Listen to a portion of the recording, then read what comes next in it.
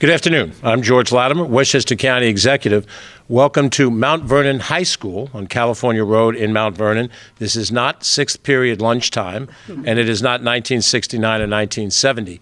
It is the year 2023, but I have returned to the high school that I graduated from and served 3 years here, along with prominent academicians from this school district and the school, and also the leader and the members of the Westchester County Board of Legislators, to sign into law legislation that has been passed by the Board of Legislators.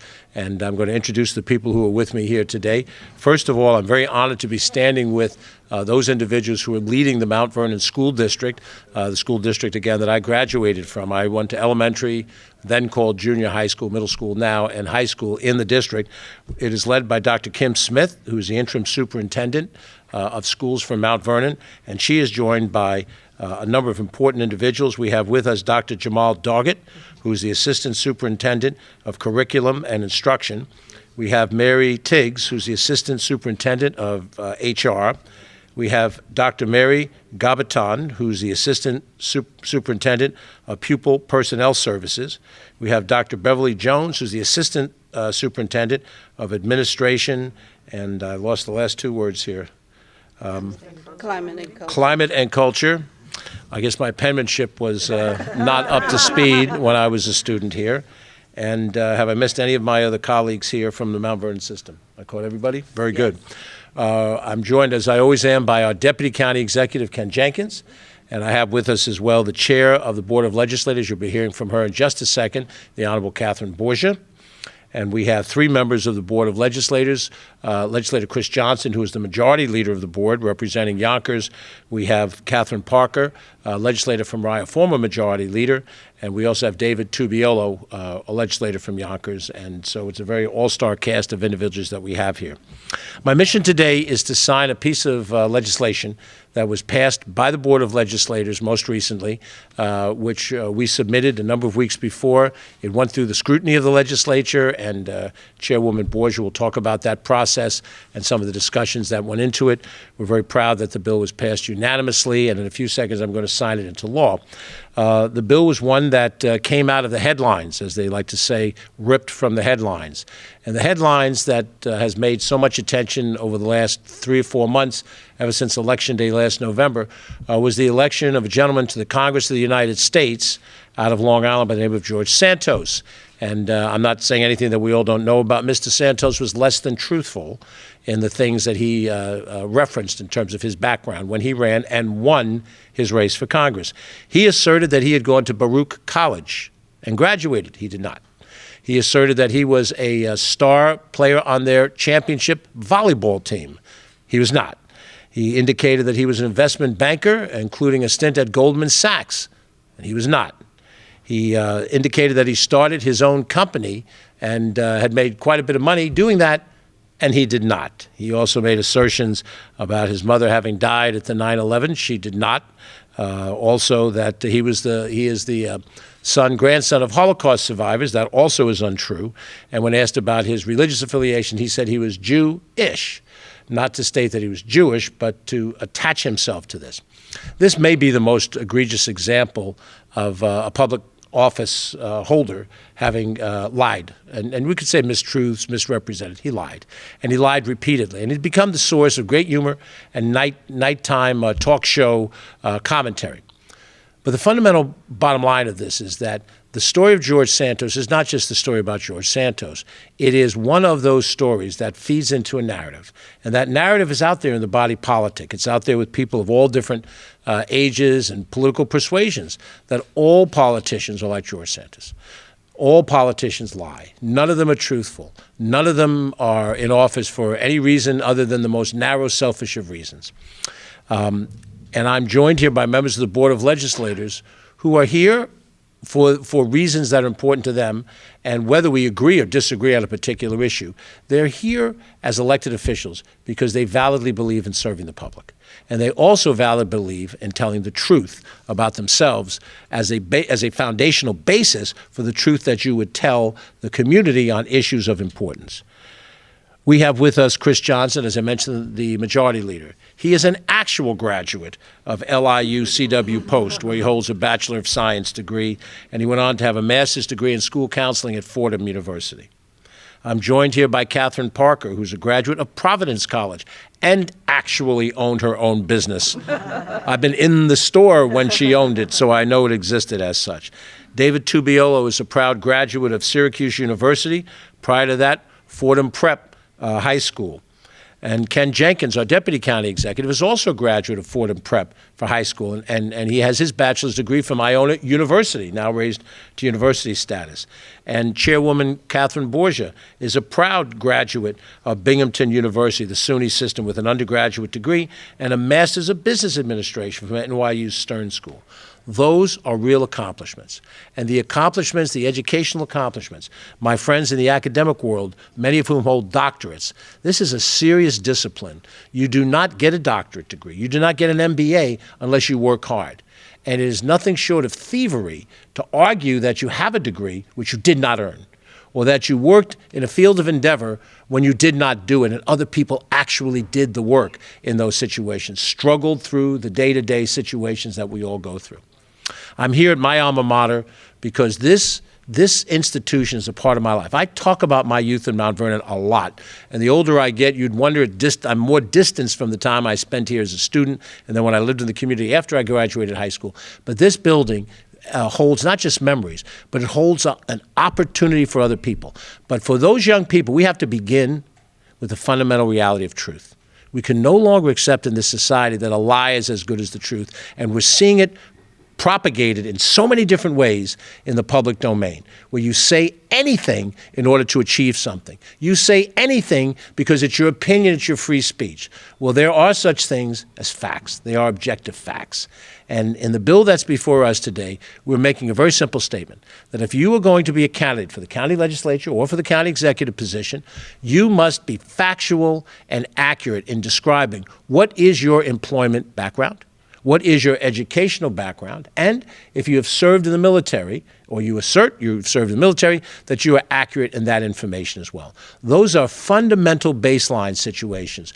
We don't ask intrusive questions. We don't ask you to point to what your religion is or things of that nature. But what's important about this legislation is by filing this document, the candidate signing it, once they're qualified for the ballot, they are asserting that these facts are true. And they are now subject to civil penalties, financial penalties, if it is proven that those are untrue. And because this document has to be filed before either well before a primary or a general election, the information is easily available by the public. It's affordable under New York state law, and individuals in the community, not just your opponent and not just the press alone, will be able to access it and research it and determine whether or not these are truthful statements or not. I believe by dint of having this form alone submitted, you'd be a fool to lie on this form. And we won't need to have any kind of in-depth study because people will realize that on this form, you'd better tell the truth. And it's just that simple. It's the filing of an important form. But every piece of legislation still goes through a deliberative process, and I'd like Chairwoman Borgia to tell us a little bit about this as one example of the many things that this Board of Legislators has accomplished by going through the legislative deliberative process. Madam Chair. Thank you. Thank you, Mr. County Executive. This was a case where I believe the legislative process and very robust discussions that we had in our committees did make this piece of legislation better. I think that we can all almost have sympathy for a man who needs to lie about every aspect of his biography. However, I think the seriousness of people voting for people who they know, whose integrity they can trust, is so significant in our world right now. We're living in very dangerous times, very polarizing times, and people have the right to know who they are voting for. You know, for a lot of these offices, although I will mention one other thing that we discovered in the process of vetting this bill, for a lot of these offices, you just need to be a citizen and older than 18. And this is not to stop anyone from running for office who believes that they are qualified for running for office.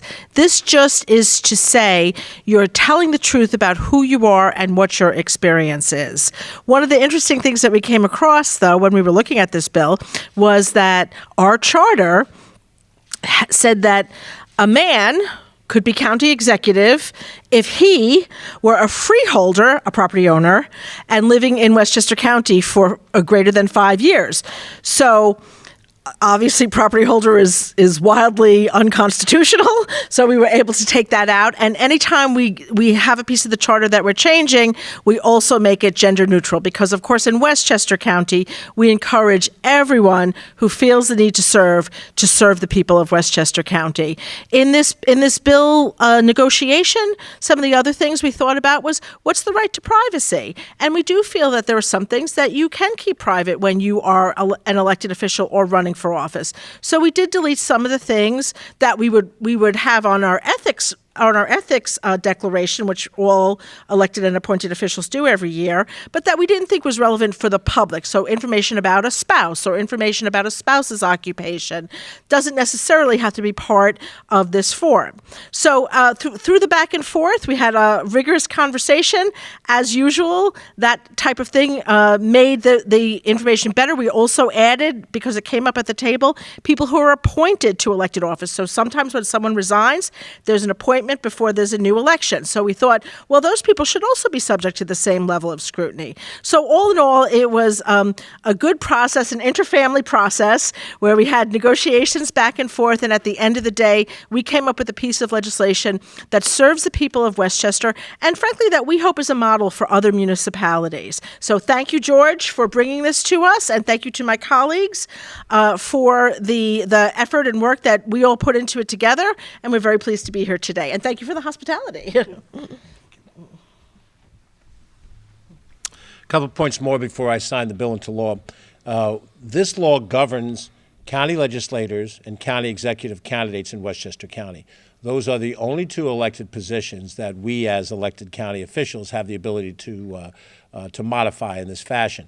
We do not have authority over the county district attorney nor the county clerk, both of whom are established by state law. That would have to be amended at the state level. And for those who represent cities, towns, villages, or state legislators, federal legislators, the county has no control over those things. But I think, as Chairwoman Borges said, we encourage, as we're waiting for a larger jurisdiction, perhaps the state, to enact something along these lines. They could make it universal across all of these different jurisdictions, but the state legislative process is a different process, takes a longer time. Other things are right now on their table. We wanted to act within our authority, so that's why it covers these two positions, but no others. Any city, town, or village could also enact a similar law in their local jurisdiction, which would govern their mayors, their supervisors, their members of the council, their village boards of trustees. And just to reinforce a point that was made, submission of this form, and accurate or inaccurate data notwithstanding, this does not stop you from running for office. If you have qualified by dint of having sufficient petition signatures in the party or as an independent candidate, that puts you on the ballot. This cannot take you off the ballot. But by having this information available before an election, the voters will know what they need to know about you as a candidate. So you won't have the ability to say what you want with stealth and then go through the electoral process and then be held accountable after the electoral process. One final point. Oftentimes in government, we give speeches and we proclaim things we would like to see done. And an issue like this arises, and everybody has an opinion, aside from the comedians that got and continue to get good mileage out of the foibles of the latest lie from Mr. Santos.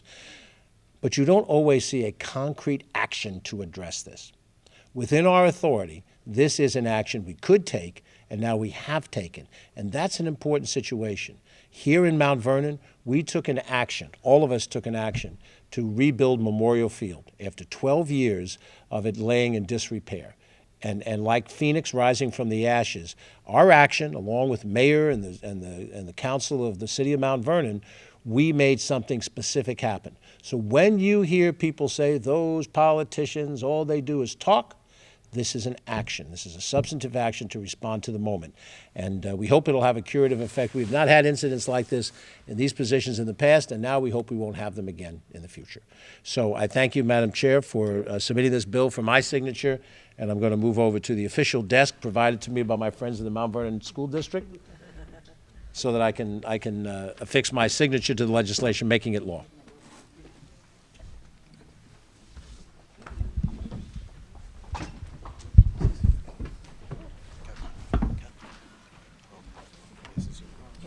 Yes, yeah.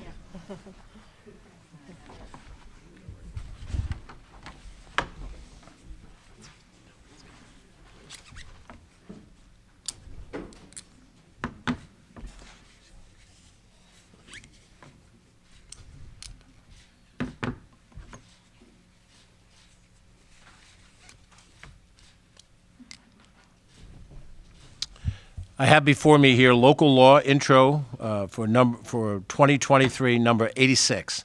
This is passed by the Board of Legislators, the County of Westchester, by 15 votes in favor, 0 votes against, on the 20th day of March of 2023. And this has been certified by Sunday Vanderberg, who is the clerk of the County Board of Legislators. This bill has with it the details of the information and the section of law that this represents. It has been signed by those members of the Board of Legislators from the Committee on Legislation that reported this bill favorably to the board prior to their action. So on this day, which is the 30th day of the month of March 2023, by signing it as Westchester County Executive, this bill is now law.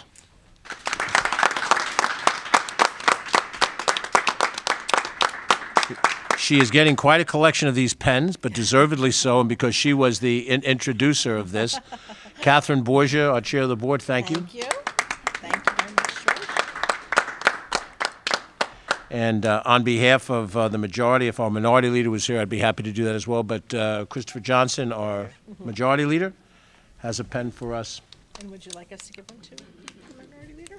And if you can give one to the minority leader, this was a bipartisan action, so both sides of the aisle contributed to it. We'd like them each to have a remembrance of this. As I said just a couple of weeks ago when I signed a prior bill that came from the legislature, I hope to do more of these in the future. This is an example, I hope, of what democracy is, which is a good idea, gets vetted. The Board of Legislators, they have public dialogue about it. They adopt the legislation, and then the executive branch signs it into law. So, my friends, thank you for being a part of this. Thank you for letting me return to my old high school. I'm a very happy person right now. Thank you, Catherine. Thank you. Thanks, Chris. Guys, thank you very much.